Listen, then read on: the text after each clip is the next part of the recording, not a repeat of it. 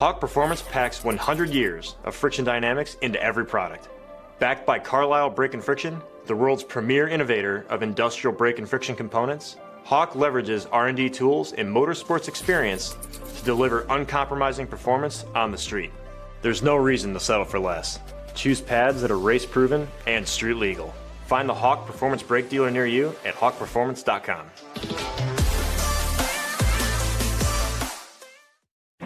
An important decision is afoot.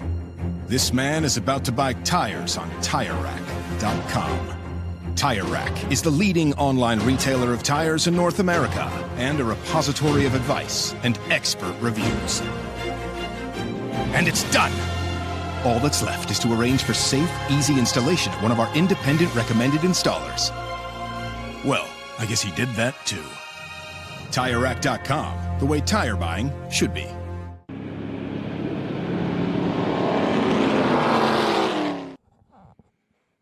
Hello and a warm welcome to Road America, one of the most iconic tracks and historied tracks in the USA. We are high above the circuit and looking down on some of the skid plans, and as well as this famous circuit that has been part of Trans Am longer than anybody else in terms of the amount of times we've come here. Welcome to the Speed Tour. I'm Jonathan Green, and we've got a host of great racing to bring you over the weekend. And we start, as is almost tradition, part of the Pirella family, which is the IGT Championship. Right now on track is the qualifying for the Formula 1600s. They'll be in action too later this morning, and we'll be bringing you the race from there. But our feature race today is TA2, and once again they will be hooning around as the championship is heating up nicely as we go into the second half of the season, with Rafa Matos, our two-time champion from Brazil, leading the way, but a host of others all capable of winning and looking to make Road America their own. As you can see, there's been a fair few clouds in the air through the weekend. In fact, we got a lot of rain overnight. And so it's going to be a little bit dodgy, as they say in England, offline. And I mean, if you do put a tire or a wheel on the grass, it's very wet. And so that could be something to think about as we look down high above the famous carousel. Speedville, that's what it's all about. This is one of the great homes of racing in the USA. Let's head down to Ben Sissel as we get ready for our first race of the day, International GT. Thank you, Jonathan. I'm here at the grid, the false grid, with the Road America Speed Tour. International GT is starting us off, and right here, first three, we've got some legends in International GT. Tom Pank, the number 42 with Ultra Performance and this beautiful Bay Saver Technologies green and blue. But Tom, you've got your son two behind you, and then right behind you is the legend Butch Leitzinger. That's got to be a little added pressure. Oh, seriously, I was all happy when I qualified him, but now reality sets in. So green flag drops. How in the world do you keep him either next to you or behind you? I'm going to do everything possible, but when you got a guy that level, it's going to be hard. Nice. I'm going to just put my head down and race like hell. Nice, I love it. Well, Tom Pank going out there, and then, like I was saying, right behind him, with the Mission Foods Porsche, the legend Butch Leitzinger. Butch has raced in everything. He's the driver coach for Juan Gonzalez. We know that he's fast in everything, so good luck. And speaking of Juan Gonzalez, he is our camera car for this race. So Juan Gonzalez is going to be in the 81X, the Mission Foods car. Then, just like Tom Pank's car, is this Bay Saver Technologies of Lucas Pank, who has won some races here in his class, racing with his dad. So Lucas, we were talking to your dad, but what's your goal for this race?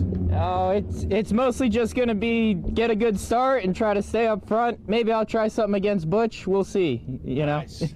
He says maybe I'll try something against Butch. We'll see. Are you in a, okay, so he's in a 4-liter. So Lucas is in the 4-liter. Then we come back here. Muzaffar Ghafarov in this beautiful 888. Look at this car.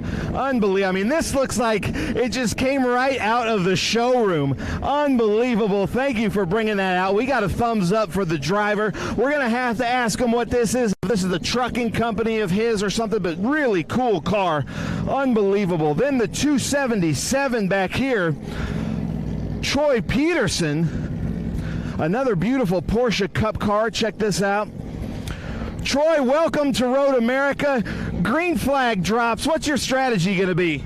It's going to be guard that inside to 3 and bust open the laps at 5 after that. Nice. I love it. Guard the inside, he says, especially at 3. You got to watch out for turn 3 downhill into our turn 3 with WeatherTech. And then Ballester, one of the best races we got all year was this race right here. Ballester and Juan Gonzalez at Sonoma. You check our socials, you'll see that. But Ballester, you have it on Juan. How are you going to keep it? Well, I just wanted to say thanks to everybody, Mission Foods and SVRA, IGT, and I'm just going to be, hunkered down and watch out for the gentleman behind me, who's a very good driver. Nice. I love it. And then we got to talk about Juan Gonzalez, Tony. You're going to love this. So Juan Gonzalez is running the camera car here with Mission Foods. And this event especially, they're going to be going under the Mission Bridge. We'll see that. There's a beach over there, drivers left of the kink. Juan Gonzalez, we know he's all about the fun. He's going to have some beach parties and some volleyball. But I was talking about you and Ballester's race. So Juan, how are you going to get up there with your friend Ballester? Well, we're going to try to get used to my breakfast, the usual, the tacos, and try to get faster. Nice. There you go. And I'd love to be back here at the Mission Land now in Road America. Awesome. Well, Juan Gonzalez, we're going to be riding on board with him in this car, the number 81. I can't forget, though, I got to talk about Hammond. Watch out for Hammond moving up here in the car. Hammond, welcome back. So I'm going to send it back up to you in the booth, Jonathan, because it's about to get real loud down here. As always, fantastic stuff. Pre-grid, Ben Sissel, he'll be in the booth in a moment. And hopefully we'll also get Ken Fengler up here. As you can see, the sun is trying to pop out here at Road America. And, yeah, just a quick footnote. Great to see Juan Gonzalez. And if you're not familiar or you're not 100% sure on why it's a big deal, Mission Foods in the last, I would say, 5 years has absolutely and utterly engraced itself across the world of motorsport in the USA. And what I mean by that is if you tune into IndyCar and watch Pato Award, you'll see the Mission Foods sign. If you tune in to, obviously, the Tony Perella-led Trans Am Series in IGT, you'll see Mission Foods. One of the corners today will be Turn 5, the Mission Foods Turn 5 sponsorship cornered. And so a huge amount, and therefore I just love the fact that Juan Gonzalez, there you see the logo, not only walks the walk and puts the money down to support racing, he is a racer, and that is just absolutely awesome. It's very similar to CrowdStrike, and of course George Kurtz, who races in the World Endurance Championship recently, Le Mans, and of course his CrowdStrike logo is seen many a time across one. But Mission Foods is our baby. We've had him for a long time, and he's now spreading his wings and getting involved in all sorts of different forms of motorsport. Got the family out, got the headphones on, sun shining, coffee's out. Perfect. In fact, actually, I'm not 100% sure. I don't want to predict it, what the weather is going to do this weekend. I was talking to some of the commentators here yesterday, and they were saying that last weekend, as we were at Mid-Ohio, getting very wet indeed. So, too, was Road America. In fact, they showed me some of the onboards of just how wet it got. This track was resurfaced last year, so lap records have been broken, and they were broken again in our qualifying session for our feature race today, which is TA2. And a smaller field, and as always, we've got the international GTs. We've got the Stuttgart Championship, which effectively is obviously for Porsches, made at Stuttgart. Hence, we've got the Mission Foods GT3 Cup Championship, led by Thomas Ballester and Tom Pank, who you heard from a moment ago. Juan Gonzalez fourth in that one, incidentally. Lucas Pank also, he's sixth in that championship. And then finally, the Maranello Cup, which doesn't come into play this weekend. No Ferraris out there. We only have one outside of Porsche, and that's the BMW M240IR of the white of Mike Latos. When it comes to racing driver names, there is no better than Butch Leitzinger from Dallas, Texas. He is in the 81. I think that you deserve to show up and get points just for having a good racing name. So, finding their way around this track. As I mentioned earlier, the conditions not easy because of the rain last night. You can't see anything, but coming into the track this morning, there was no question there was sitting water on a lot of the fields, and I just predict that if it does get a little bit crazy out there, that you may see people take to the grass. So like mid-Ohio, you've got to take the grass into a factor here because it's right there next to the track. But this is the home for real cheese and real cheese people. Sargento, that famous bridge under there, but you see it everywhere. It's in Plymouth this morning, getting breakfast, and it said, literally, welcome to the cheese capital. I love that. You know, it really rained last night here. Heavy. And that's going to change the conditions of the track and maybe change up a little bit of what the drivers are used to seeing out there. So anything can happen. We have a great field here. And during the fan walk, number 27 there, Bob Wyson, didn't get to cover him. He was with us at Mid-Ohio. Weaving back and forth, and that came in as David Hampton. Who is going to be doing double duty, right? Yeah. He's running the Trans Am Series with us. He's our current leader in the Trans Am Western Championship in the GT class. And then there's Richard Manis there in that number 38 USAF. Has he always done IGT as well, or? No, I think he's doing like bucket list tracks. He did Lime Rock with us, and so when you come here and the car is set up as it is, he can kind of do a twofer. He can run an IGT, he can run an SVRA, and he can run in Trans Am. You know, I've watched this series as you have for the last few years, and what I like about it, for people who are looking at it going, well, is this IMSA? Is this whatever? And no, it's not. This is International GT. They race all over the United States, run by Ken Fengler, who hopefully will join us.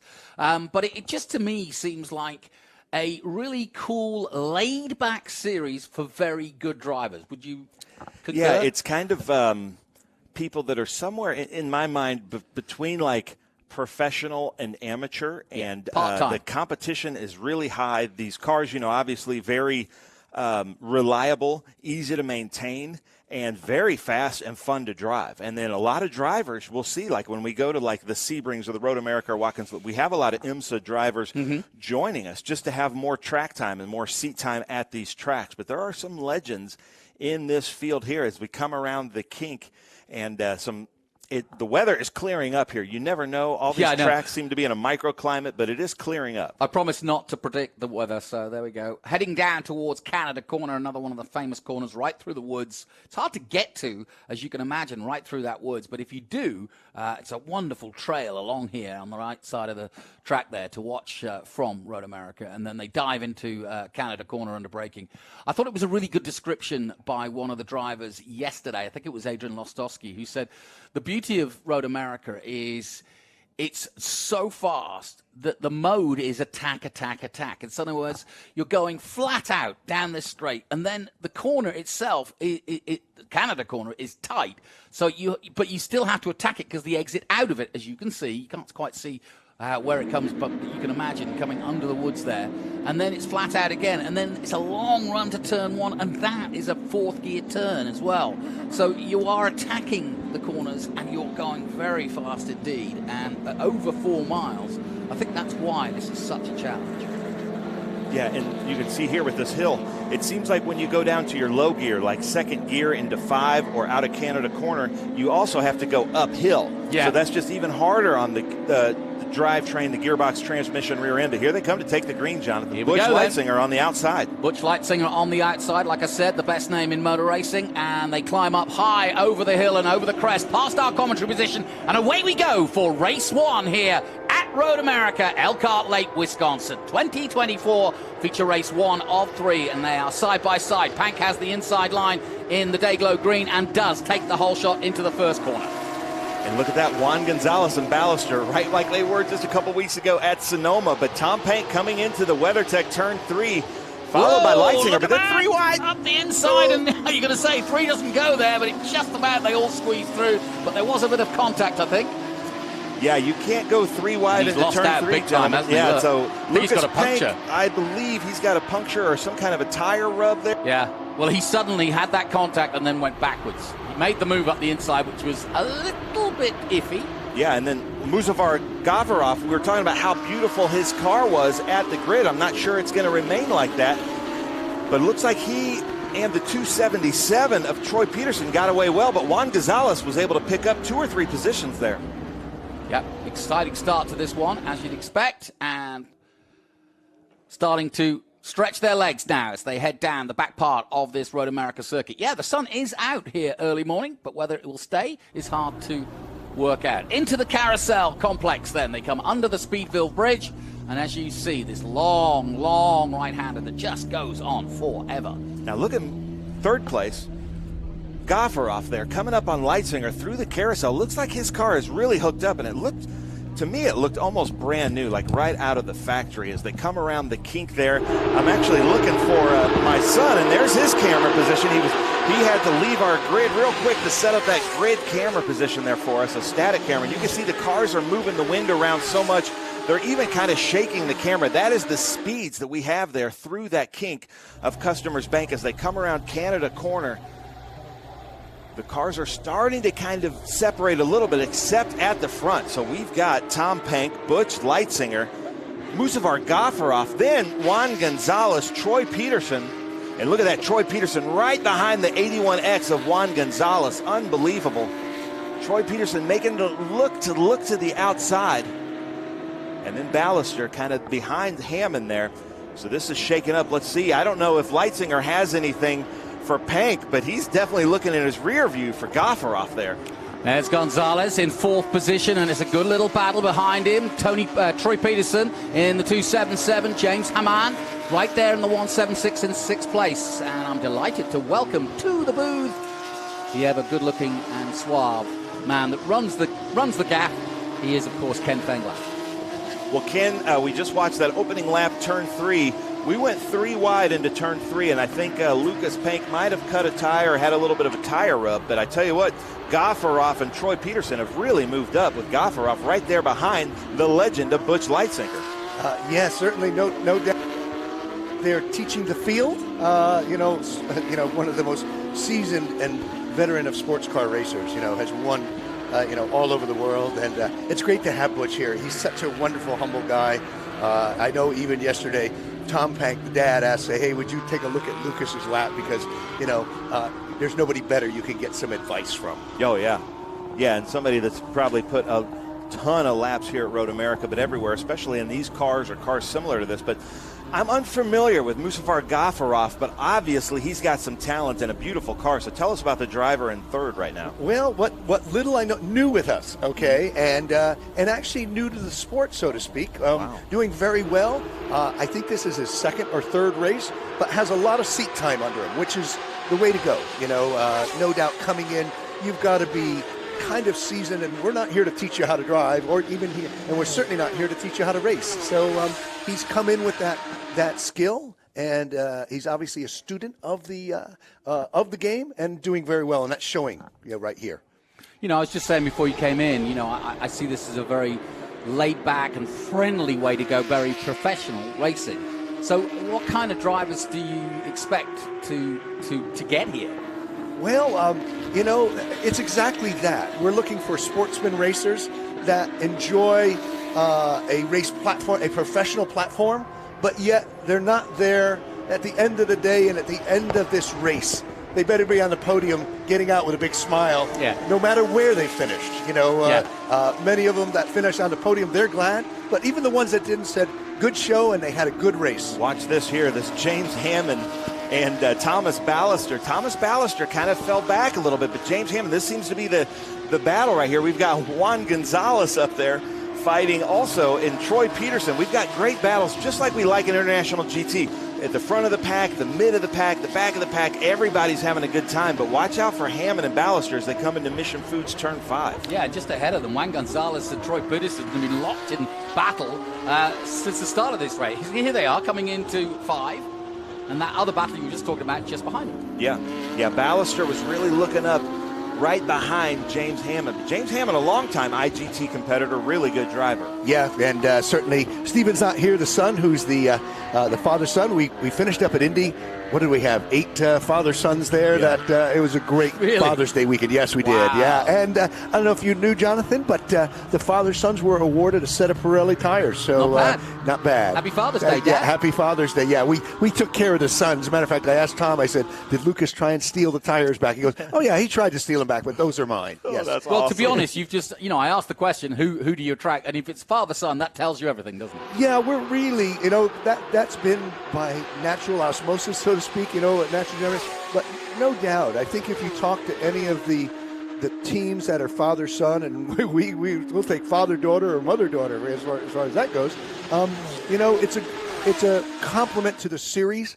that they feel confident enough that this is a good place to race. Their son, it's a good place to race. Yeah, you can see, right there, Ballister and Hammond going side by side into Canada corner. Not sure who got the better of that, Jonathan, as they pop over with this. Yeah, I was watching it too. Yep. Well, still Juan Gonzalez leading that little battle, but Hammer just holding on then as they came out of Canada into turn 14 and up the hill they go.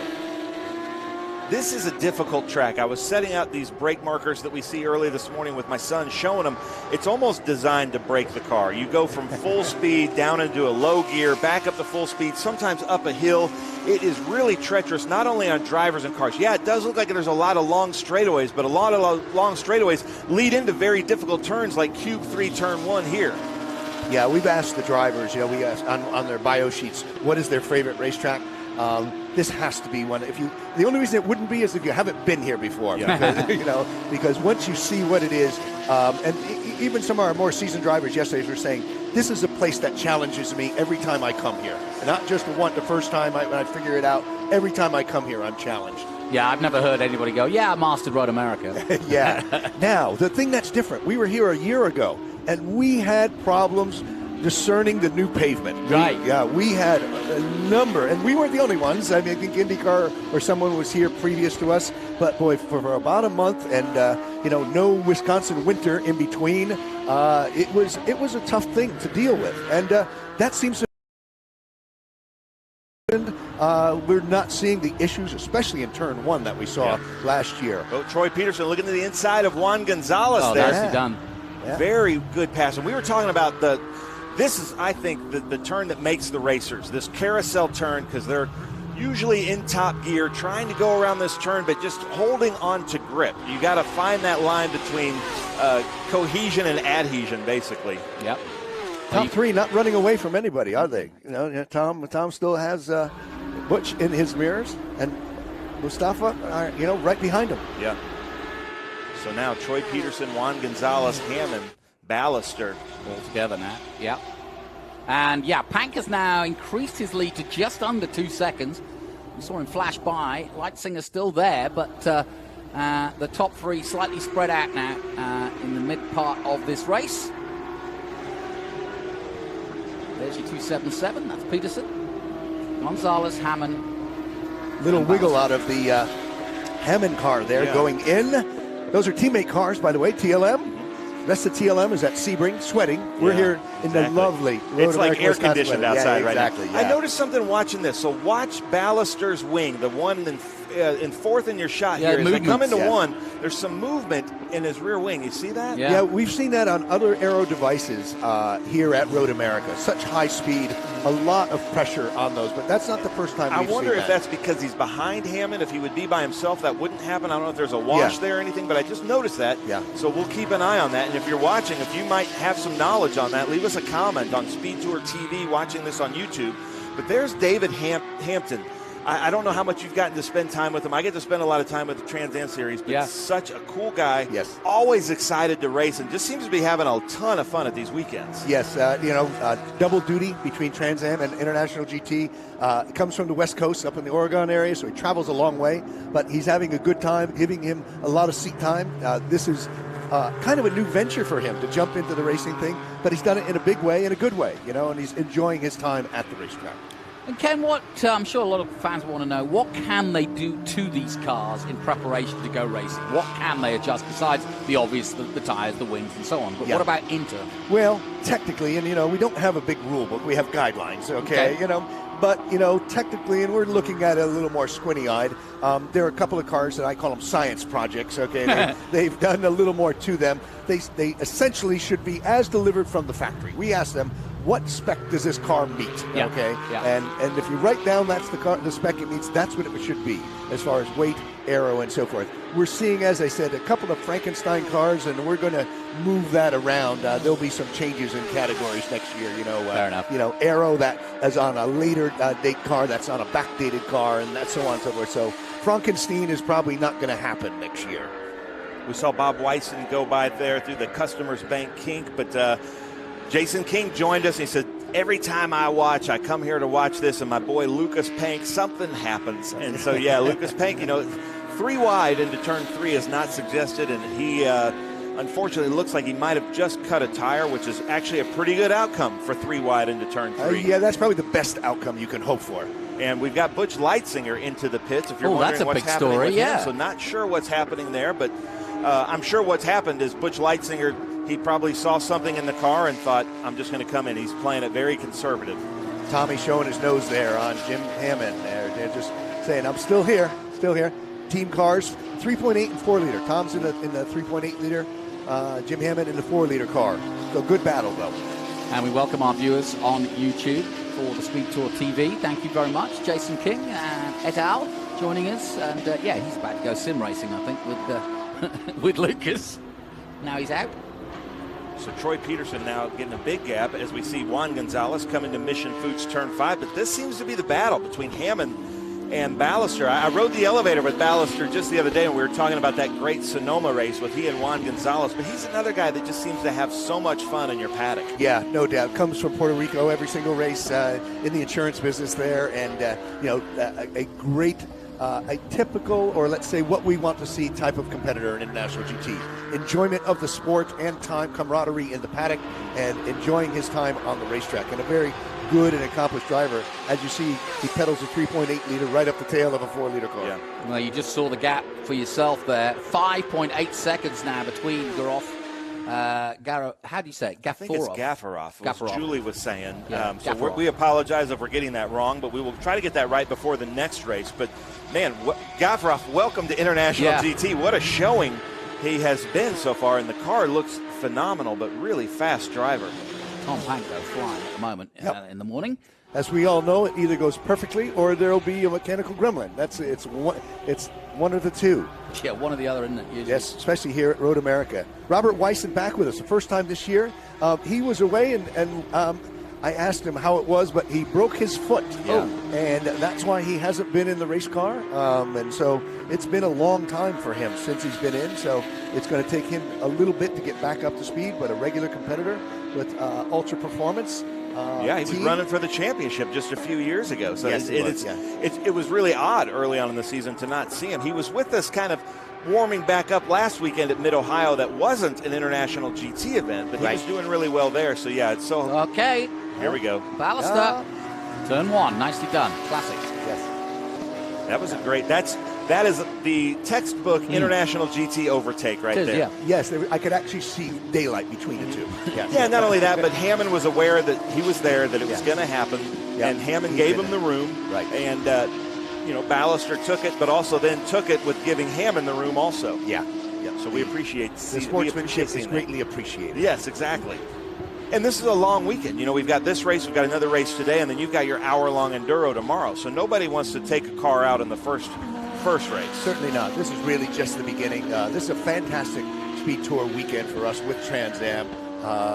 Some of the, let's say, rush to get to grid and get on and get our track time is not here at this. It's a relaxed atmosphere and, really enjoying the time here at beautiful Road America. Yeah, you can see those buildings in the distance of where we're shacked up, as it were, to do the commentary, but you can see the huge campus that Road America covers. It really is a massive course, winding around 4 miles. Every year, something new. I yet to see. Ben, you told me about it, but I heard about it, about Mission Beach. I got to get over to see that. You've got to see it. I got to see that. Yes, sand on the beach and palm trees. There. There it is. Yes, right. But, I just thought, Tommy Dreesy was sort of getting mad that he didn't have somewhere to relax when he goes there. So they built him a beach. There's palm trees. a little taco stand, and it's a really cool place to watch the racing. Yeah, fantastic. I first saw that actually in South Jersey, and being a South Florida guy, a friend of mine brought me to a beachside bar there and restaurant. We were sitting there, and there was palm trees there, and I didn't think anything of it. And then as I'm sitting, I'm used to it in South Florida, and then I realized, wait a minute, I'm in New Jersey. There shouldn't be palm trees. But what it was is the guy who owned the restaurant, or a partner, also owned a trucking business, and he had trucks running up and down the coast, up 95. And he said, hey, I got an empty load. Let's grab some palm trees and put them out here. I mean, what a fantastic idea. They last a season. He's the only restaurant bar on the New Jersey beach with palm trees. That's hilarious. Yeah, great stuff. So look at that Juan Gonzalez. You can see him peeking over the hill, Ballister, but Hammond giving the fight right back to Ballister. Coming back. So we've got about 10 minutes to go, and we're averaging, 2:10s, 2:12s, 2:14s at the moment. So a few laps to go yet in this one, but there's no doubt about Tom Pank's lead. Almost 10 seconds now. Yeah, this seems to be the battle right here, these three cars. Troy Peterson really pulling away, doing a really great job. Hopefully next race he will start near the front. Yeah. Maybe be able to give a battle. And you can see Ballister getting a little loose coming into Mission Foods turn 5. Well, he's got two issues. He's trying to get by Juan, and he's trying to defend his distance from Jim Hammond. So he's a busy boy right now.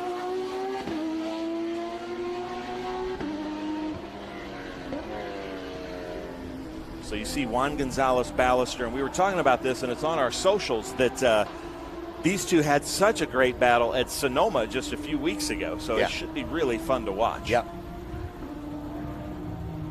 Into the carousel one more time. Clock ticking down. And just looking where there are some other battles going on here. Robert Wisen, the man you were talking about a moment ago, in 7th place overall, and he's behind James Hammond, but he's got a distance. There's the 277. There goes Troy Peterson, and behind this great battle between Gonzalez and Ballister, which has raged on, and now it does involve Hammond as well. Into Canada corner.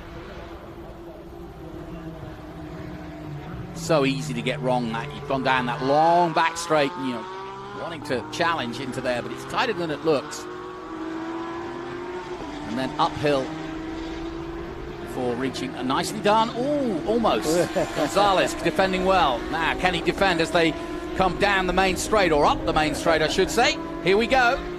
Hammond just there as well. I want to brag on the driver there, Ballister, because in Trans Am, that would have collected both of them. Yeah, so Ballister doing really good decisions. Look at Jim Hammond coming He's probably back. going to be upset with himself for being that conservative, because he's let Hammond come back. But really, I really appreciate that from Ballister, because he could have collected 2 cars there. Yeah, good driving. And the problem being coming up the main straight, especially uphill, Juan's in the R car. More power, more horsepower, as Jim Hammond is. I mean, this is a great example of very good driving.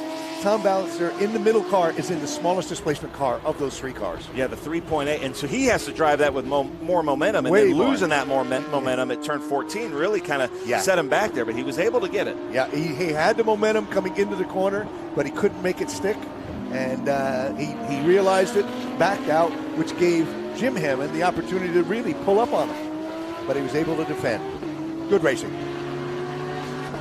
I think that was John Dean there in the Cayman 3.8 all black. The 2020 Cayman 3.8. But here we are. Here's Juan Gonzalez and Ballister back at it, coming into turn 8, which is a downhill. Yeah, they really are going at it, these two. Hammond trying to stay with them. Yeah, under braking, you see Tommy's very good on that, coming under braking. But as they exit the corner, that's when you'll see the extra horsepower and Juan Gonzalez pull away. Here is the beach over there to our right as they come down through the Mission Bridge. You can see that from the drone. And look to the right, there's a bridge, lovely. A beach, some volleyball, some chairs, some fake palm trees. And you do feel like you're at a beach watching some great racing up here in Wisconsin, known for its beaches. It is a beautiful section of road, though. There's no question. This back kink. Is that Bob Wyson now coming up behind him? Yeah, I think it is. Yeah, it's 7th. Yeah. So he's starting to feel it. Bob Wyson from Mentor, Ohio. Yeah, his lap times come down considerably, and he's running up with those top 3, or middle 3, 4, 5, and 6.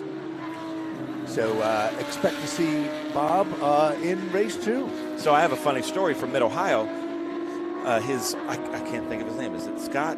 That's his mechanic. Yes, right. Yeah, so Scott went out, and right when he went out, it started raining. He's on slicks, right, and he just came down Madness and just kissed the wall because he just lost all grip. It just started pouring on him at the worst time in the racetrack. But it was just a little bit of cosmetic. I think just a little bit of rubbing they were able to, of the rubber they were able to just kind of buff out. Right. But Bob Wyson back out there. Well, Hammond's caught back up again, so it hasn't taken him long in the Meat Martini 176 colours. But a moment ago, he was about 2 car lengths. Now he's right there with him at just the right time. About 5 minutes to go in this one, and he's got a chance of taking them both. Yeah, I thought I heard the white flag was coming out on this next lap, so we'll keep an eye out. Yeah, this could be the final couple laps right here. Yeah, you forget it's a long circuit. This and if they don't, if nothing changes there, those 3 cars, first place in each class. So nothing to be ashamed of there, and some matter of fact, some good racing to be had in between. Yeah, Bob Wyson, look at him, really coming up behind now James Hammond. So this may be a 4-person battle that we're seeing here, and not only did we miss Bob Wyson, but also his wife is such a huge help to you and she Julie. is. Yeah, Missy's great. Yeah, she's always asking what she can do to help out with our socials and everything, and great to have both of them, back with International GT and Ultra Performance. I'm sure Kurt's happy to have him back. So there's the shot of David Hampton Lumber out of Bend, There's your Oregon. white flag. Yeah, you're right, white flag. And there's Tom Pank. Yep. Final lap then for our leader with a 13-second lead at the moment. And he put on a great show here, no question. But this battle is going to the wire, folks. 4th, 5th, and 6th place. That's the battle we've been watching. And Wyson in 7th place has finally caught them. And they'll have the final lap to go.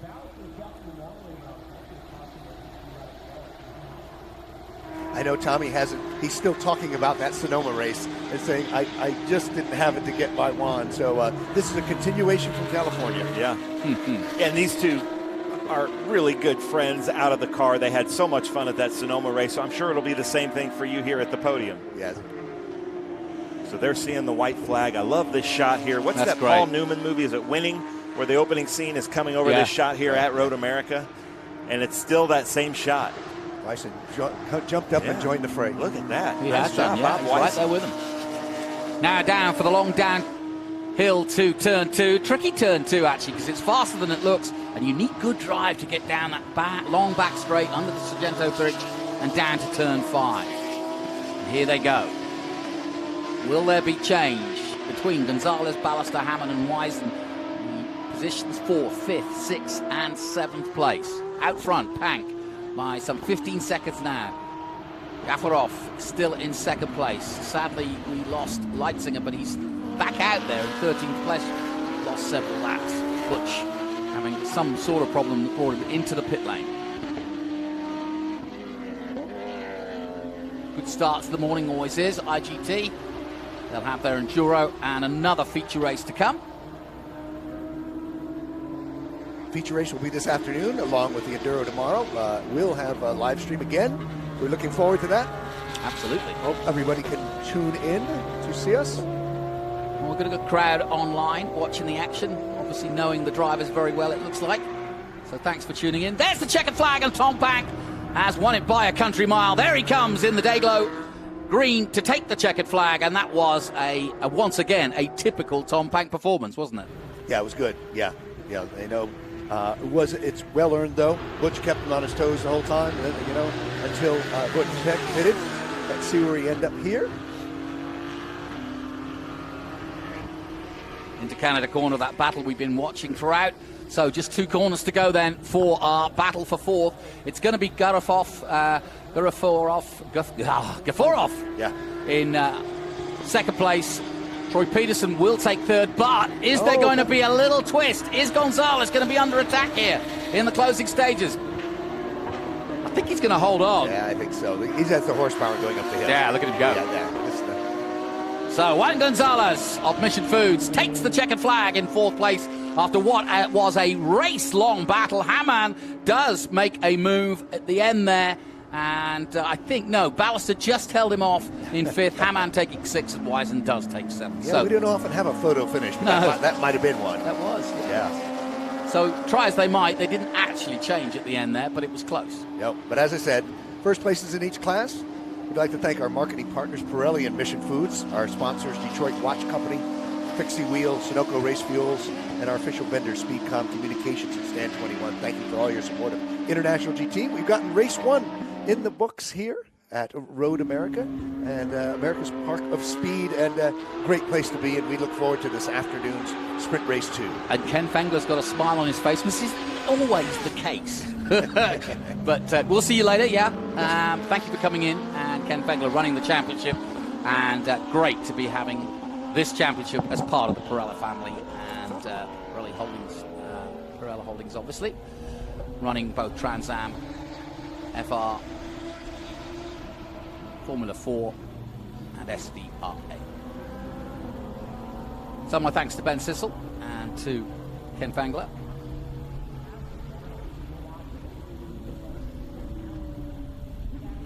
And thank you for you tuning in on our Speed Tour on YouTube. We'll take a short break from Road America. As you can see, the rain holding off for now anyway, and actually conditions perfect. We'll take a short break. We'll be right back with more action after this. One of the main reasons for poor vehicle performance is a dirty fuel system.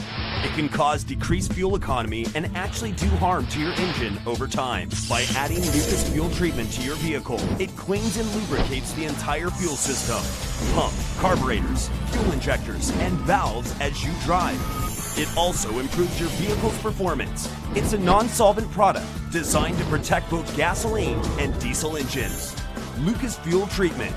It works.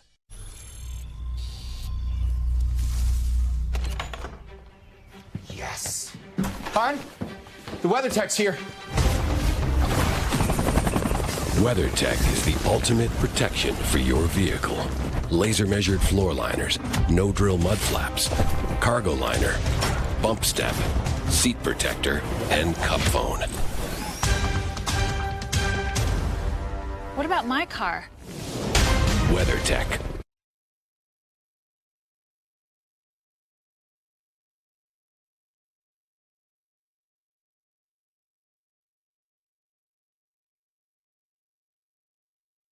One of the main reasons for poor vehicle performance is a dirty fuel system. It can cause decreased fuel economy and actually do harm to your engine over time. By adding Lucas Fuel Treatment to your vehicle, it cleans and lubricates the entire fuel system. Pump, carburetors, fuel injectors, and valves as you drive. It also improves your vehicle's performance. It's a non-solvent product designed to protect both gasoline and diesel engines. Lucas Fuel Treatment. It works.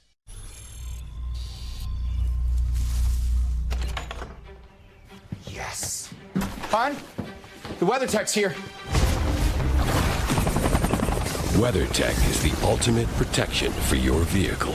Laser measured floor liners, no drill mud flaps, cargo liner, bump step, seat protector, and cup phone. What about my car?